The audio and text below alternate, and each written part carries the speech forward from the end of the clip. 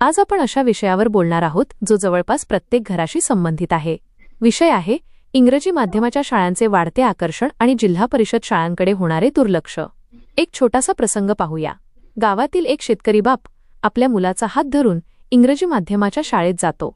प्रवेश फी, गणवेश, पुस्तके, बस फी सगळे मिळून खर्च ऐकतो आणि क्षणभर थबकतो। पण बाजूला उभ्या असलेल्या लोकांचे एक वाक्य त्याच्या कानावर पडते, इंग्रजी शाळेत टाकलं तरच मुलाचं भविष्य उज्ज्वल होईल। तो कर्ज काढतो, फी भरतो आणि समाधान मानतो की आता मुलाचे आयुष्य बदलणार। पण काही वर्षांनी त्याच घरात दुसरे वास्तव दिसते।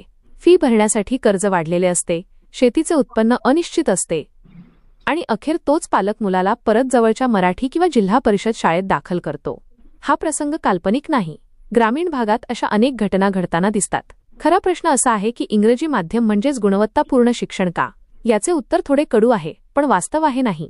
इंग्रजी ही एक भाषा आहे, ज्ञान मिळवण्याचं माध्यम आहे, पण यशाची हमी नाही। आज अनेक जिल्हा परिषद शाळांमध्ये टीईटी, टेट, टीएआयटी, टेट सारख्या कठीण परीक्षा उत्तीर्ण झालेले प्रशिक्षित शिक्षक आहेत। मोफत पाठ्यपुस्तके आहेत, गणवेश आहे, पोषण आहार आहे। तरीही या शाळांकडे पालकांचा विश्वास कमी होत चालला आहे। का? कारण आपण शिक्षणाचा दर्जा पाहण्यापेक्षा इमारतीचा रंग, इंग्रजी बोलणारा रिसेप्शनिस्ट आणि आकर्षक जाहिराती पाहू लागलो आहोत। दुसरीकडे शासनालाही या प्रश्नापासून पळ काढता येणार नाही। अनेक ठिकाणी शिक्षकांची पदे रिक्त आहेत। काही शाळांमध्ये मूलभूत सुविधा अपुऱ्या आहेत। डिजिटल शिक्षणाचा गाजावाजा होतो, पण अनेक ग्रामीण शाळांमध्ये त्याची प्रत्यक्ष अंमलबजावणी अजूनही अपुरी आहे। म्हणूनच हा प्रश्न केवळ पालकांच्या निवडीचा नाही, हा शिक्षण व्यवस्थेवरील विश्वासाचा प्रश्न आहे।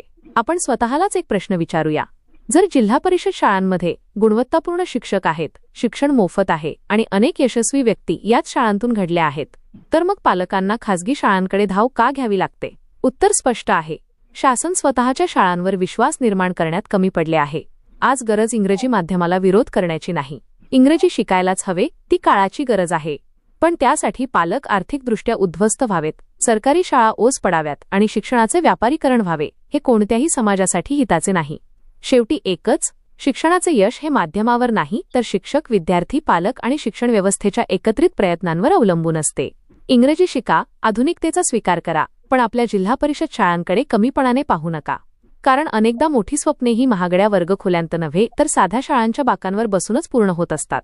कमलाकर जमदडे, लोकसेवा लाईव्ह न्यूज, बिलोली।